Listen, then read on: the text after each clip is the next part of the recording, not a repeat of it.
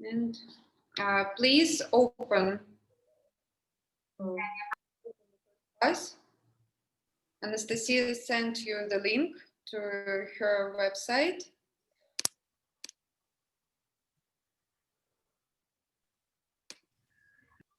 Do you have a problem set? First problem set?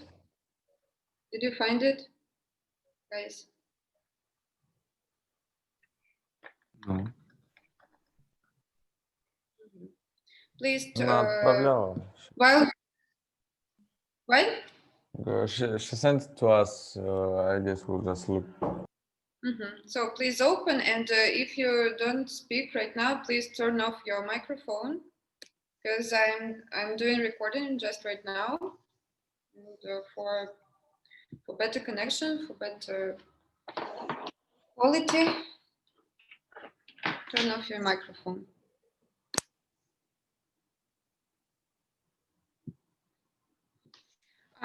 Now I will tell you who is grading your exam. 1 sec.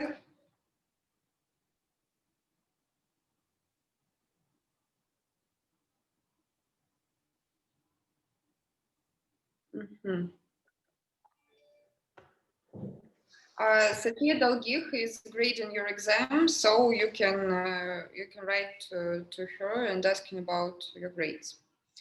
So, but we now start our first problem set. Let's start. First problem.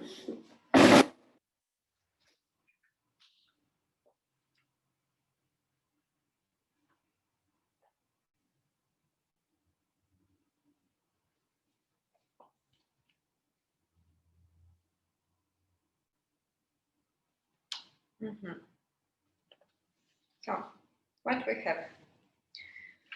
A firm has bargaining power in the output market and can act as a monopolist. So, to have bargaining power and use it, and to be a monopolist is the same. It's like definition of the monopolist. So, firm with bargaining power, if she uses it,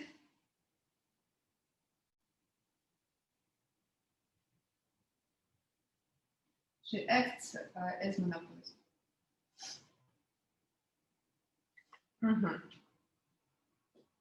It uses only one input labor to produce the final good. So here is the technology. We use one resource, one input labor to produce the final good Y. This is the technology. What else we know? The demand for a final good, for good Y, is total demand, depending on the price of the final good, is 2 minus P. All workers have the same reservation wage. What we know about workers?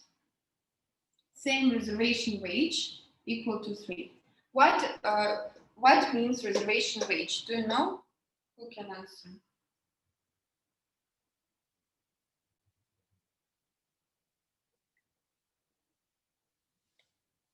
Reservation wage is the minimal wage for which we start supplying our labor.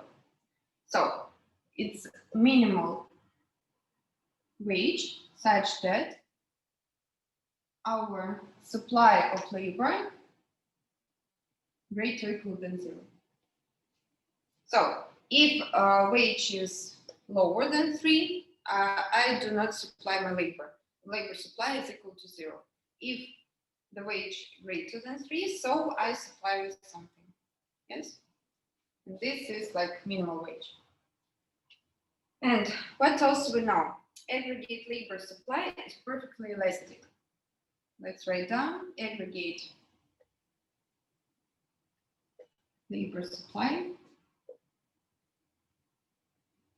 is perfectly elastic.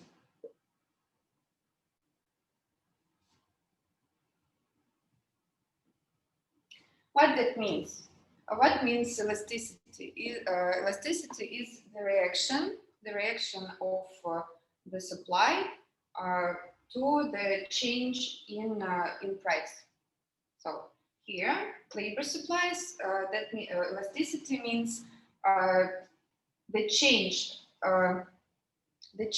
in quantity supplied, quantity of labor supplied with the change of the wage. If it is absolutely elastic, so if the wage changed a little bit, then the quantity of labor supply changed drastically.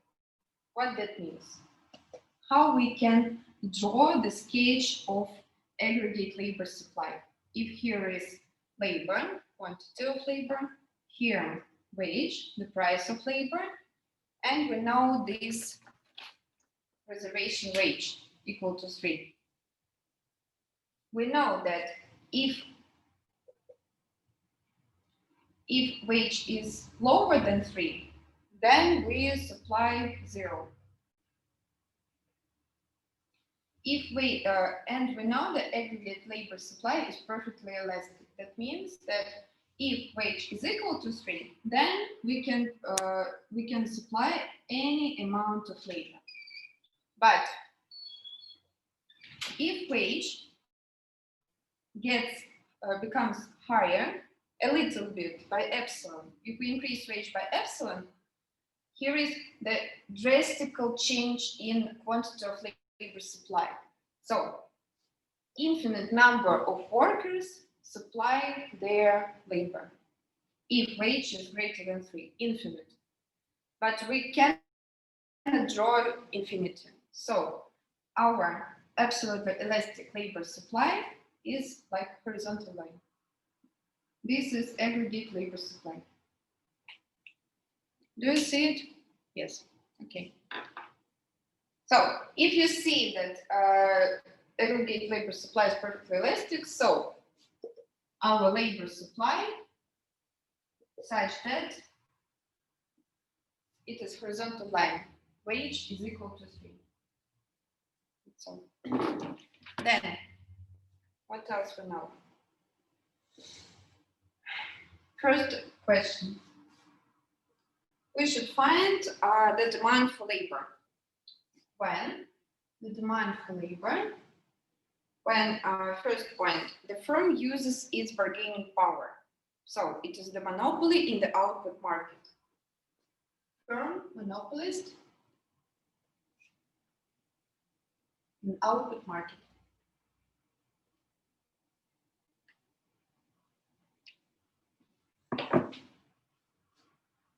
We know that monopolist is the firm, and each firm, in every situation, each firm maximizes its profit. And if it is monopoly, so our monopolist controls the demand for the final good. So instead of price constant, we should write down the inverse demand function. You remember it. So let's write that inverse demand function is 2 minus y. Yes, and we will put it into the profit. The profit of our monopolist is inverse demand, so it is maximum willingness to pay, you remember it, depend on output, yes, and this output by technology depends on the number of workers that works in the firm. Multiplied, this is price, multiplied by quantity produced is also the technology. This is total revenue minus total costs. We spend our money as a firm only for wages that we pay to workers. So our costs will be a wage multiplied by labor. Yes? And this we should maximize by choosing how much workers we want to hire, greater or equal than 0. Let's put everything into our profit function. This is 2 minus square root of L multiplied by square root of L minus wage multiplied by L, and this we should maximize by labor greater or equal than 0. How we maximize? We take the first derivative, first order condition,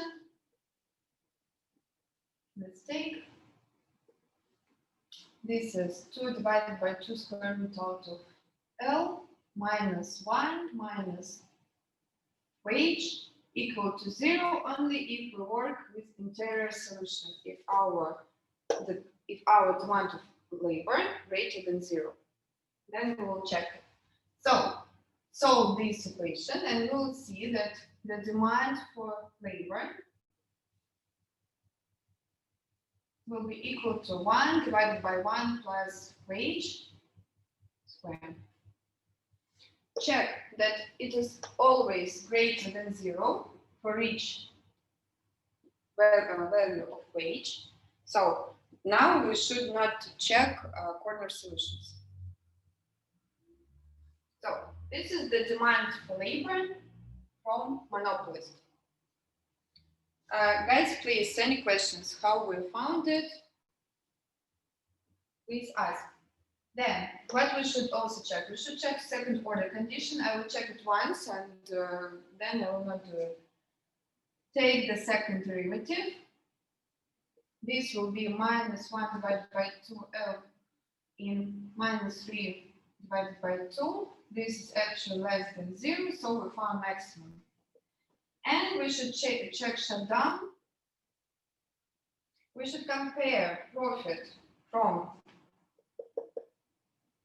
producing our optimal, from hiring optimal number of workers. This is actually the labor demand. And this, for not to shut down, this should be greater or equal than profit if we do not produce anything. But profit, if we don't produce anything, it's 0. So this profit should be greater or equal than 0. We can check it.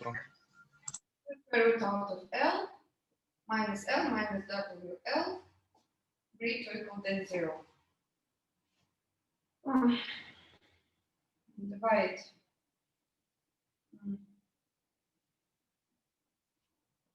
Divide by square root of L. 2 minus square root of L. 1 minus 1 plus W greater or equal than 0. So square root out of L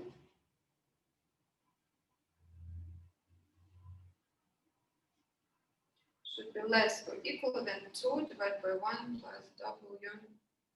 Yes, L should be less or equal than 2 divided by 1 plus W squared. Here, this is 4 divided by 1 plus W squared. Yes? And we have what demand we have? 1 divided by 1 W squared. And this actually less than 4 divided by 1 W squared. I will write here. So 1 divided by 1 plus W squared less than 4 divided by 1 plus W squared. So we write down that it is okay. We do not shut down for any price. Not shut down for each wage, for each price of labor. Guys, please, any questions about this? Let's move on. So now we found the demand for labor from the monopolist point of view. Then, in the next point, we should find the demand for labor if our firm acts as the firm in perfect competitive market. Second situation, if our firm do not use its bargaining power.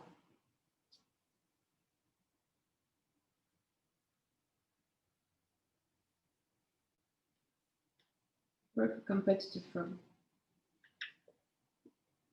So, but each firm maximizes its profit. What will be the difference? Instead of inverse demand function, instead of controlling the price, a small perfect competitive firm takes the price as given.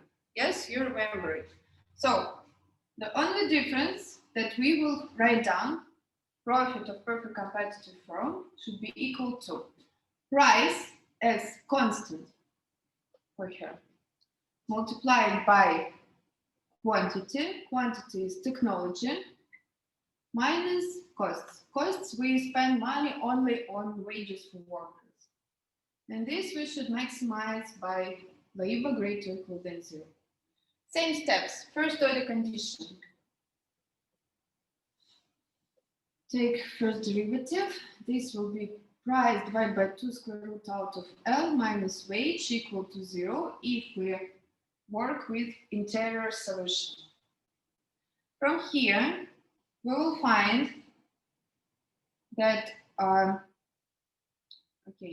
that the demand for labor of perfect competitive firm will be equal to price divided by 2 wages and everything square. This is the demand for labor from perfect competitive small firm point of view.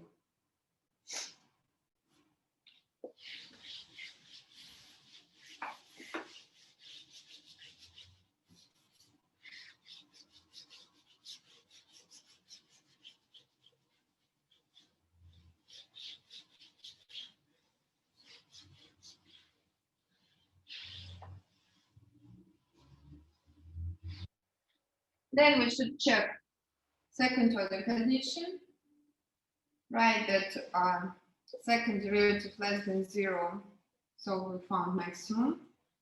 Shut down. Let's check. Profit from some non-negative labor will be price square root out of L minus wage L should be greater or equal than 0. Profit if we do not produce anything. So let's find. Divide by square root out of L. This will be price minus greater or equal than wage square root out of L. So square root out of L should be less than or equal than price divided by wage. So L should be less or equal than price divided by wage, everything is square. And we know that the demand, this optimal number of workers that we want to hire, is price divided by 4. Yes? Price divided by 4. Wage square. Less, it is actually less than price square divided by wage square. This is okay for each wage and price greater than 0. Guys, is it clear? Yes. We put this demand and check. So for each wage and price, the firm do not want to shut down. Okay, great. This was the first point. Let's continue. Second point. Assume the firm monopolizes the output market. So we work as monopolist.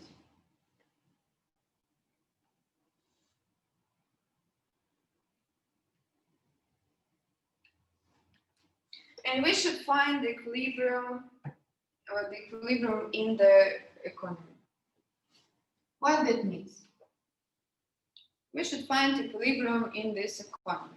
First of all, we should count how many markets we have in this economy. We count markets by goods.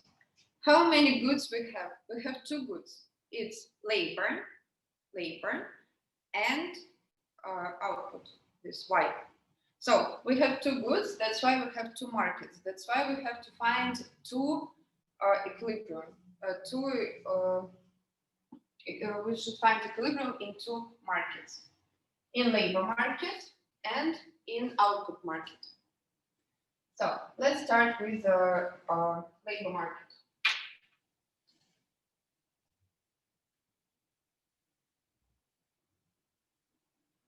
we know that labor market is perfectly competitive. It's from our task, perfectly competitive. This information we use to understand that we should equalize quantity demanded and quantity supplied in this market. So demand should be equal to supply in labor market. What we know about labor supply, aggregate labor supply, it's absolutely elastic with wage equal to 3. So only this wage can be in equilibrium. So this is actually equilibrium wage. So how we can find equilibrium quantity? We should put this equilibrium wage into labor demand of monopolist.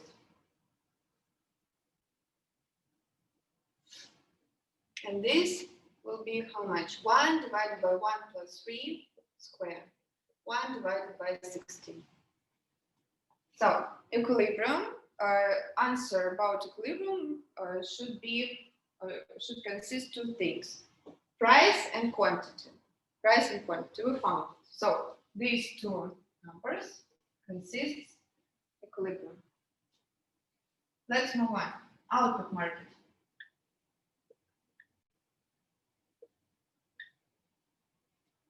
For output market, we should find optimal output and optimal price. So as we are monopolists, we are price maker. How we can find optimal quantity produced? We know how much workers will be hired, yes? So we put this number of workers into technology and find how much we will produce. That's all. Put into technology L star, and this will be 1/4. And as we are monopolists, how we will make the price? We will set the price as a maximum willingness to pay. So we put this quantity into inverse demand function for the final good.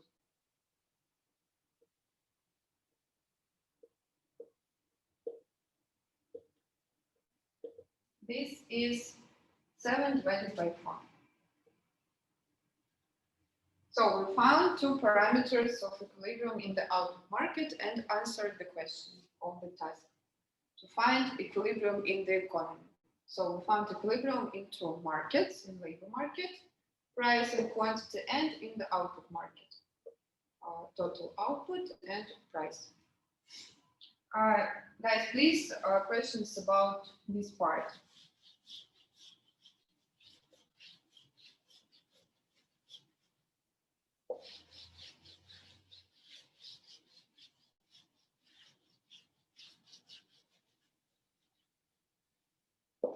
Then our task is to find deadweight losses of consumers and producers that comes from monopolization of the output market. So how to find deadweight losses? We need to compare 2 situations, the ideal situation without monopoly and monopoly situation. About monopoly, we know everything, yes? And what is the ideal situation? The ideal situation is perfect competition in each market.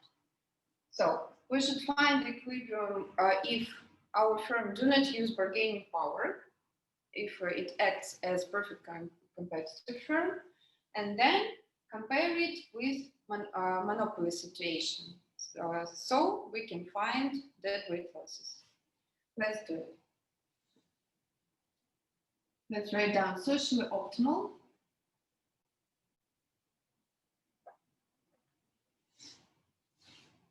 is to use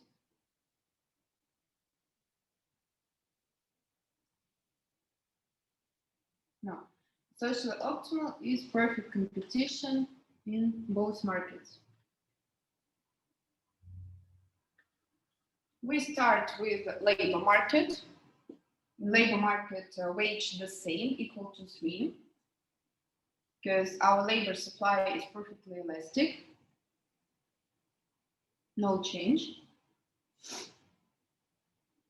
But what we can say about labor demand? Labor demand, if we put this wage, will be put here. Price squared divided by 6 squared. And this for perfect competition. And what we can say about the supply of the final good? We can put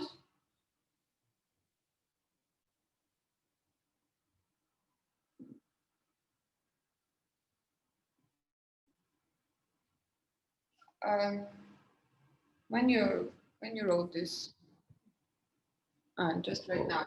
Okay, now no, I mean, in the second, what we have labor market in perfect competition. Mm-hmm. And why do we put our optimal wage in our labor demands in monopoly if we have perfect competition? Here we it's our indexes about monopolist or perfect competitive firm in the output market. Labor market is always perfectly competitive. This means that our firm is monopolist in the output market. So this is her demand if she is monopolist in the output market. Okay. So here, and this if she is perfect competitive in the output market. What we can say about the supply of output? We can put this demand into technology and find the supply of output. Let's write like this.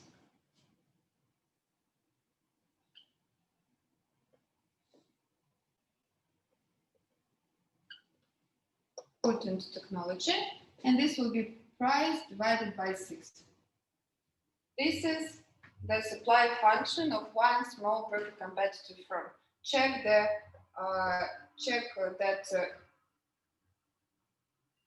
if price of final goods becomes higher, we want to supply more. So, okay, it's logical. Then, in perfect competition, in the output market, demand should be equal to supply. Yes?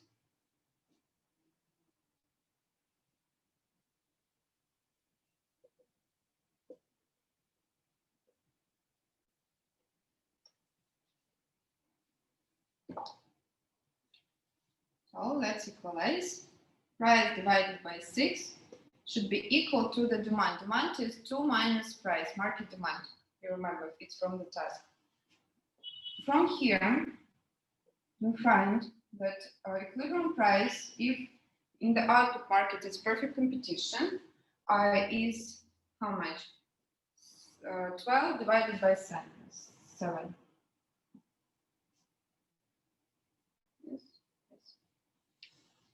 Put this price into the supply or demand, never mind, we'll find equilibrium quantity if here is perfect competition. It will be 12 divided by 7 multiplied by 6, and this is 2 divided by 7. So this is equilibrium if here is perfect competitive situation. And now let's draw the graph and show the deadweight losses from monopolization of the market, of the output market.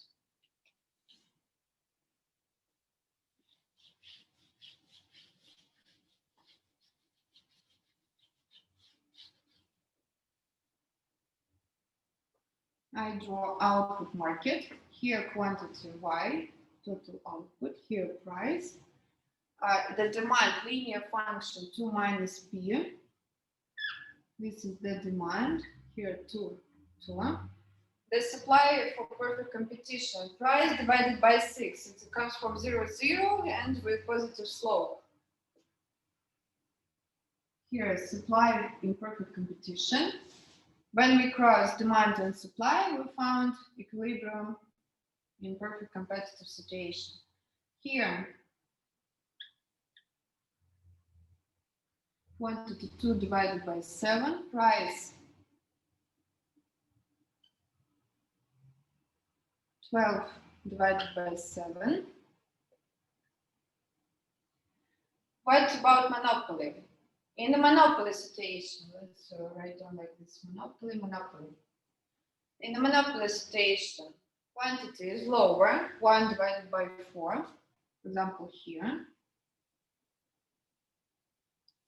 And price, how we found the price? We put this quantity into inverse demand function. So we put this quantity into inverse demand function and found the price of monopoly equal to 7 divided by 4. And now you see the deadweight losses as always, yes?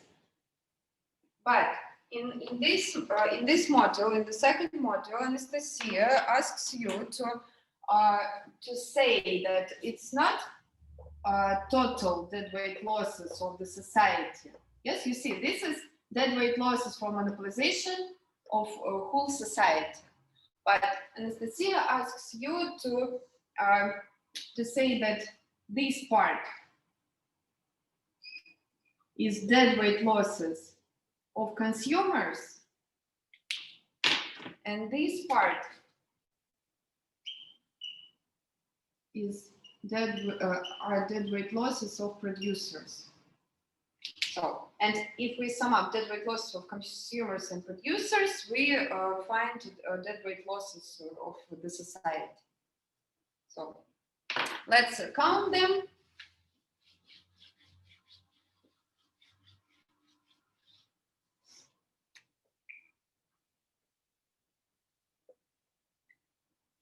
Deadweight losses of consumers is 1/2 multiplied by the difference in prices, and price of monopolies minus the price of in perfect competition multiplied by the difference in quantities. Quantity in perfect competition minus quantity in monopoly, and this will be equal to 1 divided by, let's tell you, 1 divided by 1,568. Deadweight losses of firms. How to count? We need this value. This how we can find? We should put the monopoly output into inverse supply function of perfect competition. This will be a price supplied in perfect competition if we put this monopoly quantity here. So it will be 1/2 multiplied by the difference in these prices, price in perfect competition minus the inverse supply if we put here the quantity of monopolies, and multiplied by the difference in quantities. Competition minus quantity of monopolies. And this, if we know all these numbers, we can find all these numbers, and we draw that this is, we found that this is 6 divided by 1,568. So, and total deadweight losses of society, we should sum up it. This will be 7 divided by 1,568. So that's all. That was the first task. Please ask questions about this task. I know that you know all this topic because you had it in in Micro2, yes? About labor market, and so on. So nothing new. That's why we conduct our first class before the lecture. I start erasing, and you can read the second task.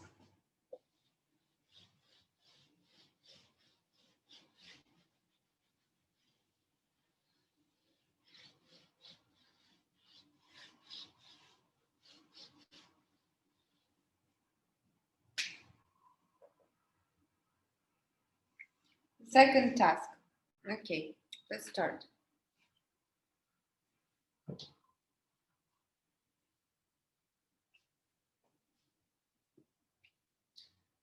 Second problem. Imagine an economy populated with, we have 12 households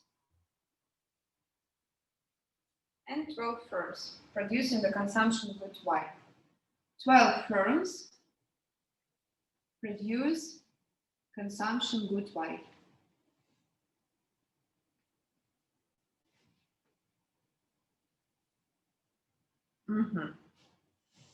Then, what else we know?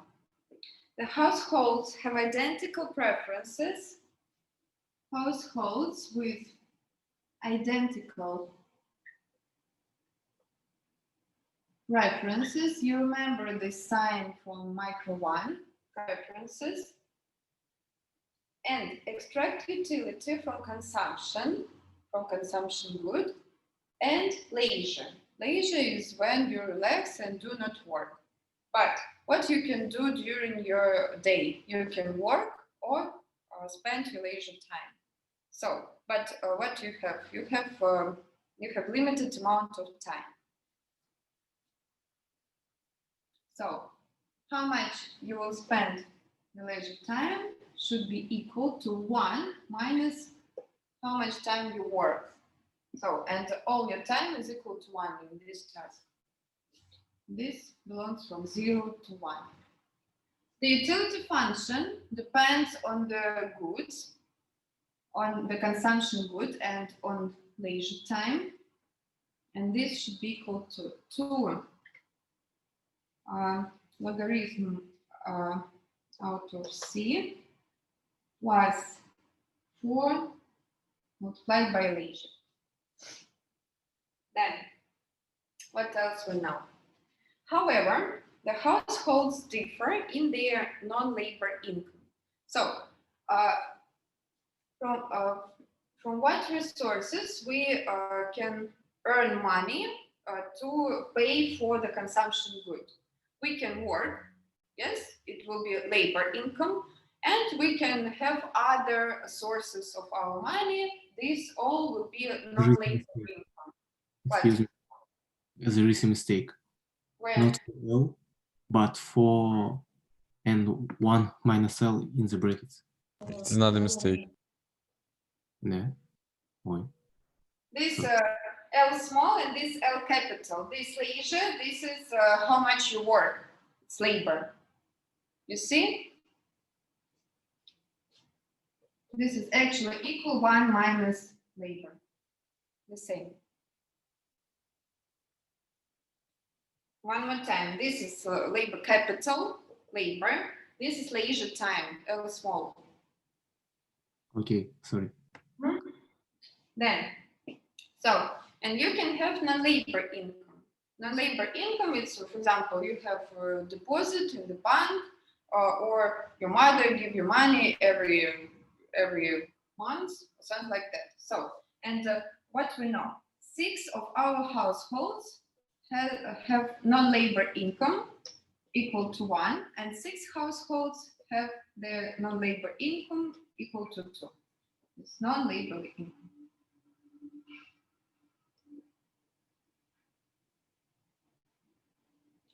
What else we know? Assume the price of the consumption good Y equals to 2. So the price of the final good or final good Y of the consumption good is equal to 2.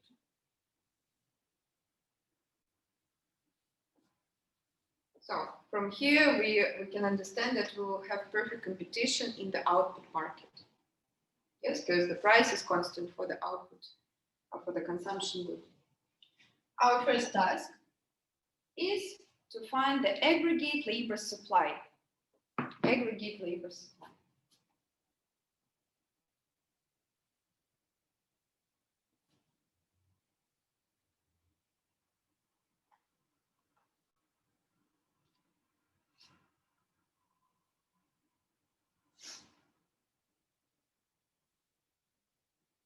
What else we did not write down in the task?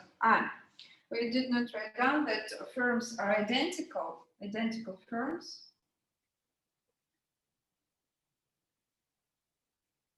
And they use only labor to produce the consumption goods, and their technology is square root out of L as in the previous task.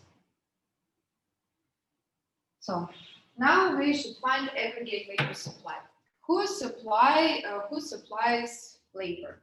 Our households, because they want to earn money to buy their consumption goods.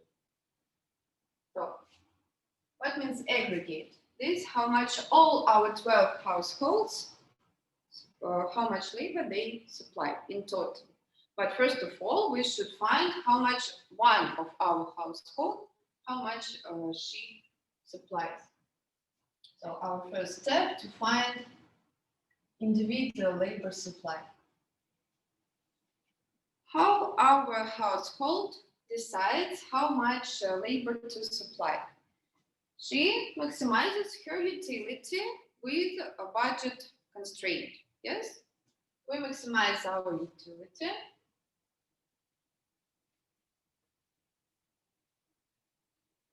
by choosing how much we want to consume and how much time we want to spend on our leisure. Belongs from 0 to 1, subject to our budget constraint. We buy what we buy. We buy our consumption good by the price multiplied by the consumption good. These are expenses on the consumption good, and this should be less or equal to all our incomes. We have labor income, it's wage multiplied by how much time we work, plus non-labor income. Yes, you know it. This is our utility maximization problem. First, what we should prove? We should prove that we will spend all our money on buying the consumption good. How we can prove it? Suppose we spend strictly less than we earn. But this is not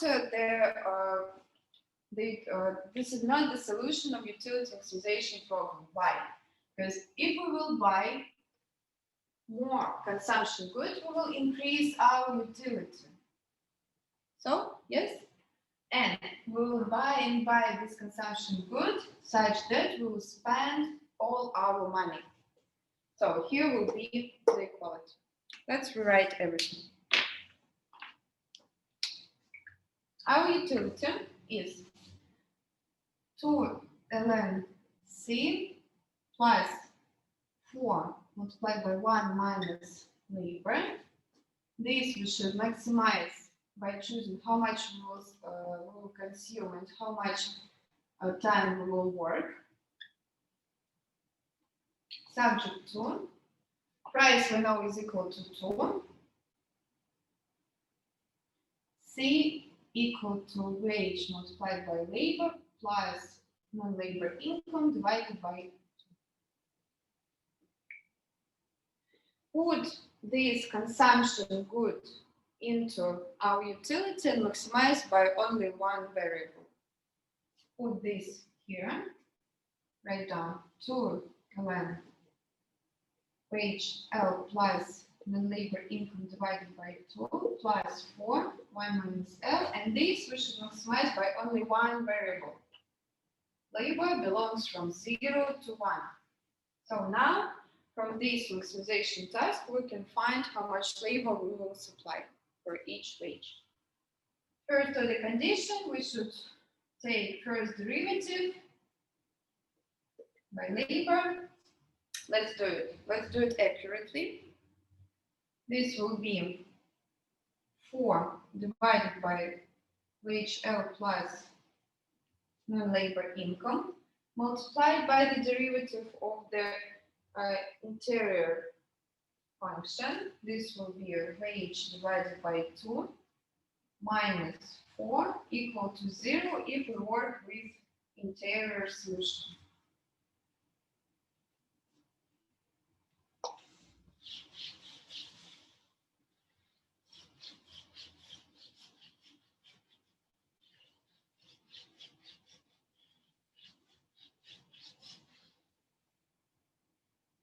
From here, we can find labor supply. Let's do it. We can delete 4 and write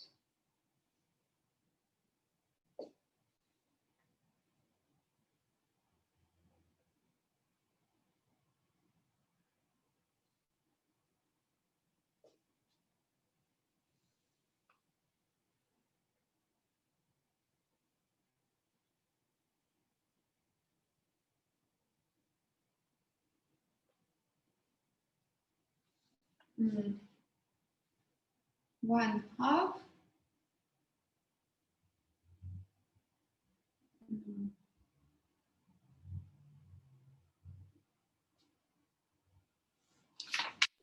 minus E divided by W. minus E0 divided by W. Yes. Let's check. Yeah. So we can write that we have two groups, I guess, 6 households with non-labor income equal to 1 and 6 households with non-labor income equal to 2. So for 6 households, labor supply of one household will be equal to 1/2 minus 1 divided by wage. And for 6 households, labor supply individual will be equal to 1/2 minus 2 divided by wage. Yes? Depends on non-labor income. Then it's not all. It's not all. We should check that our labor supply belongs from 0 to 1. Yes, let's check. This should be greater than 0. When it is greater than 0? Labor supply greater than 0 if WA is more than 2 or less than 2. greater than 2. If I have Yeah. small wage, I do not supply my labor. Mm-hmm. So, and wage equal to 2, it is exactly reservation wage. Yes, you remember. Minimal wage from which we begin to supply our labor. So reservation wage will be equal to 2. And here, for this group, reservation wage should be equal to how much? 4. To 4, yes. Then, another check. Our labor supply should be less or equal to 1. We can spend more time than we have, yes? So, 1 divided by 2 minus 1 divided by W less than 1. But this is true for each value. Minus 1 divided by 2 less than 1 divided by W. This, okay, it's always true. Then, 1 divided by 2 minus 2 divided by W less than 1. And also the same, minus 1 divided by 2 less than 2 divided by W for each wage. So, but you should check it because it's not always true. Then, now we're ready to write down our aggregate labor supply. Aggregate labor supply. When we write aggregate labor supply, we move from wage equal to 0 and begin to increase the wage and find how many households will supply their labor.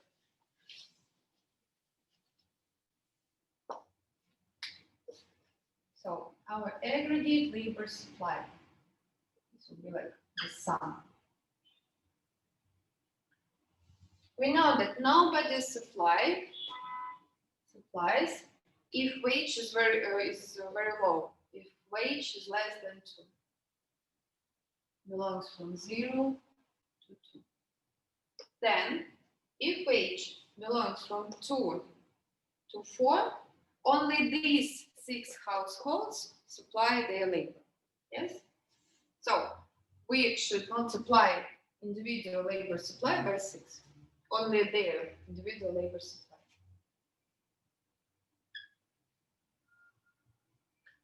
This will be 3 minus 6 divided by wage. This if wage belongs from 2 to 4. And if wage greater than 4, all 12 households supply their labor. So we should sum up all their individual labor supplies. This group 3 minus 6 divided by wage plus new 6 households this group 6 multiplied by their individual labor supply, 1 divided by 2 minus 2 divided by W. This is 6 minus 18 divided by wage. And this, how much market will supply if wage greater or equal than 4. So this is the answer for the first point. This is labor supply, aggregate labor supply in this economy. Please ask something. I will erase here.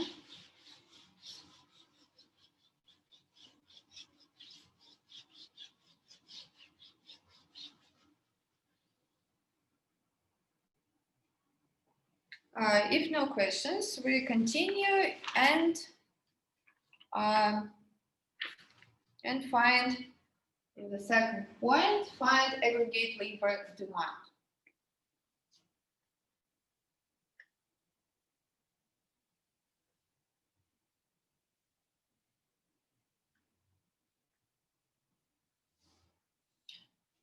Who demands labor? Firms, because firms hire workers to produce consumption goods.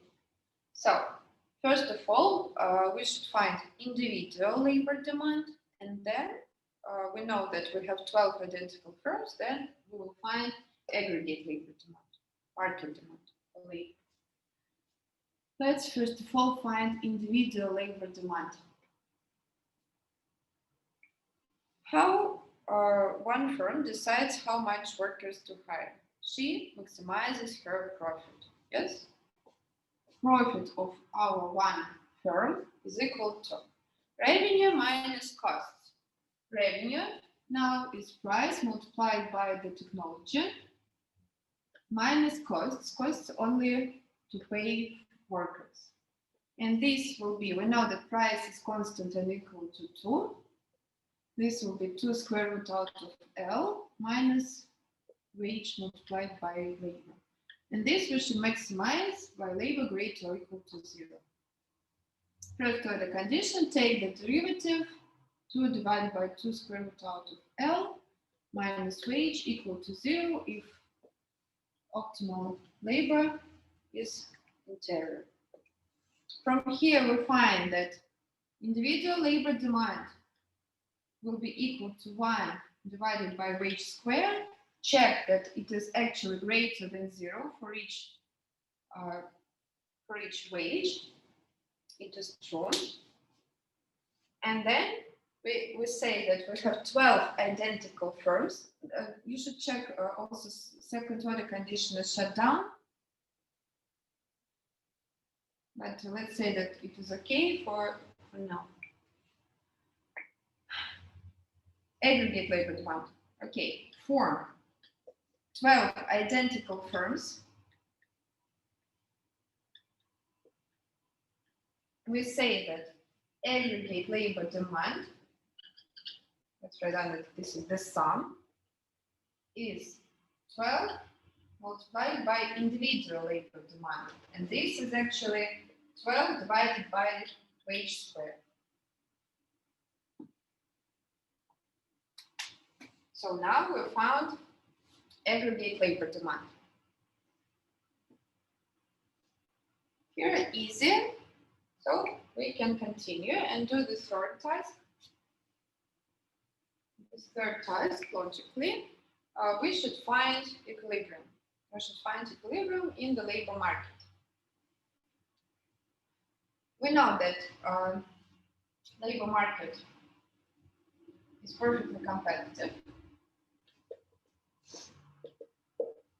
Labor market is perfectly competitive. So we should equalize aggregate labor supply and aggregate labor demand. Market demand should be equal to market supply. We should cross them. Labor demand, aggregate should be equal to labor supply. About demand, easier. Yes, this is the equation. About supply, we have 1, 2, 3 options. Yes? So the most logical option is to equalize when all 12 households supply their labor. So let's try. For example, let's say that we expect wage should be greater or equal than 4. So that's why demand 12 divided by wage square should be equal to 6 minus 18 divided by wage. From here we should find wage. What we can do, we can divide everything by 6 and multiply everything by wage square. Let's do it.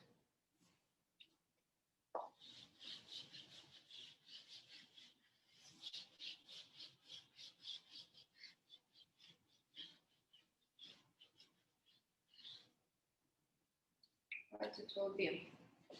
2 equal to wage square minus 3 wage. Wage square minus 3 wage minus 2 equal to 0.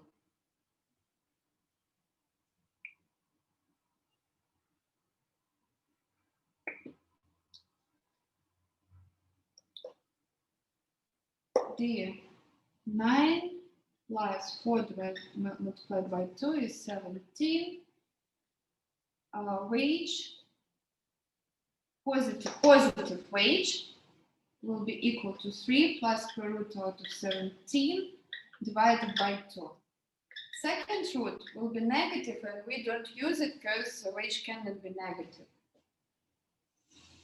And this is approximately, I will tell you, this is approximately 3.6. But it's not the answer. We should check that 3.6, our wage, is not greater than 4. So we found we did not find answer yet. It's less than 4, so we should check the other section of our labor supply. Yes? Let's check the other section. When only 6 households supply their labor. If wage belongs from 2 to 4. So here, 12 divided by V square, it's labor demand, aggregate labor demand should be equal to aggregate labor supply. It's 3 minus 6 divided by V. Here we can divide by 3 and multiply by V square to make a quadratic equation. 4 equal to V square minus 2V.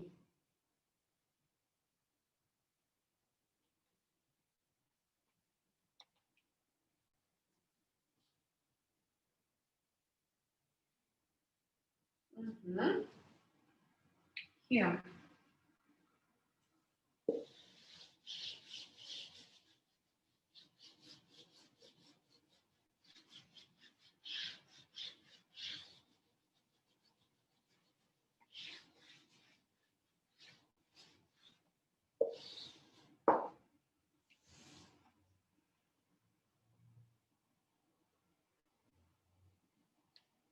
D will be equal to 4 plus 4 multiplied by 4 is 20. Wage, positive wage will be 2 plus square root out of 20 divided by 2. It is 1 plus square root out of 5. Second root negative, we don't use it. And this is approximately, I will tell you, 3.24. It is actually belongs to our interval, belongs to the interval from 2 to 4. So, okay, now we found the root that we need. So, optimal wage will be 1 plus square root out of 5. And optimal quantity in labor market, how much will be hired, which we can put it in the demand function or in the supply function, it will be the same, let's put into demand 12 divided by 1 plus square root out of 5 square.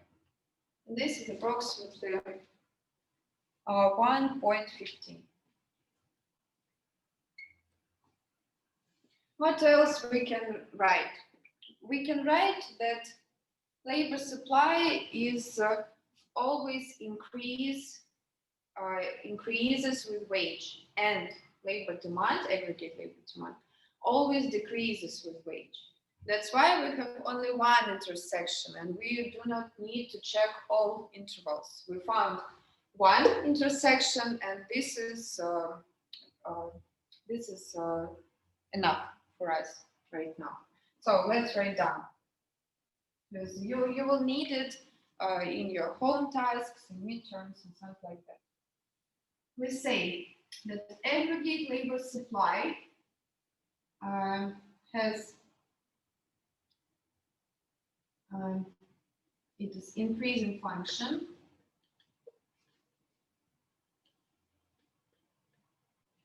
for each wage. How you can prove it? You should check. You should take the derivative. You should check the derivative on each interval.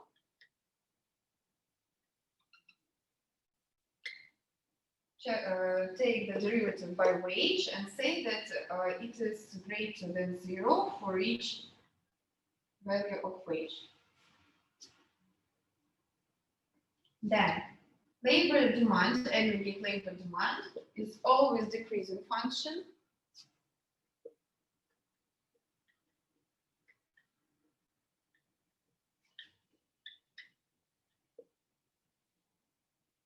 For each wage.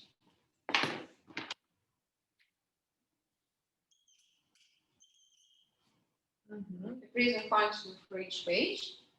And check it. Take the derivative and say that it is always less than 0 for each value of wage. That's why we have, it's from calculus, we have one intersection, yes? That's why one intersection or one solution.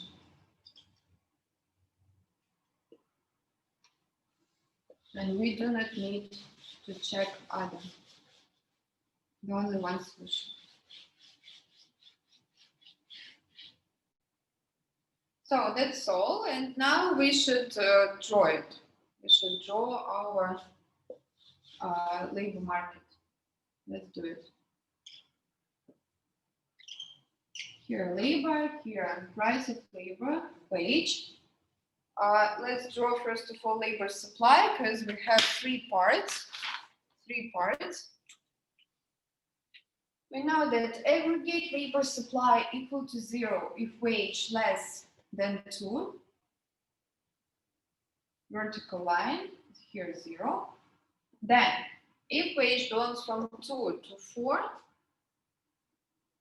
it's like hyperbola but reversed. Here was -1 divided by wage. Not 1, but here's the 6. Yes? But never mind. It will be like this.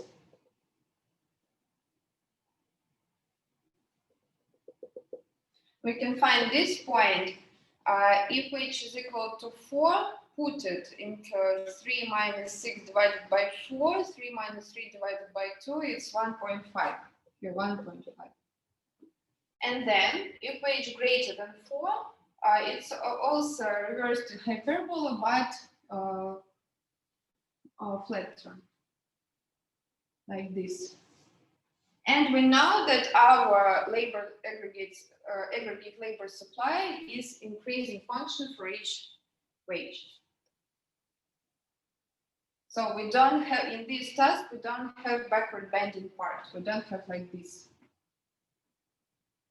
This is aggregate labor supply. What we know about the demand? The demand, 12 divided by v squared, it's hyperbola.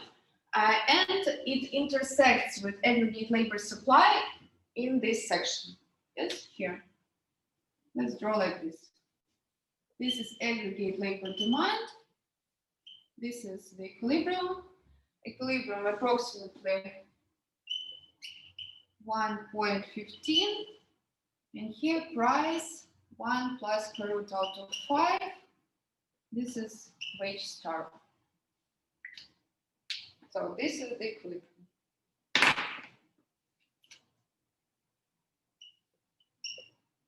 Equilibrium point.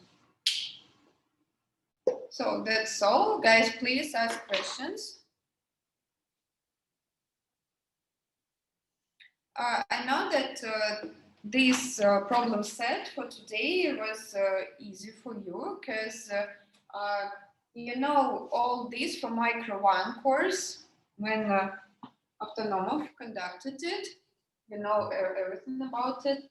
So today you will you begin with labor market, with capital market, your lecture, and then we will do other. We will continue and speak about, for example, monopsony, monopoly in these factory markets and something like that. So, guys, please ask while I'm raising. If you don't have questions, I will finish our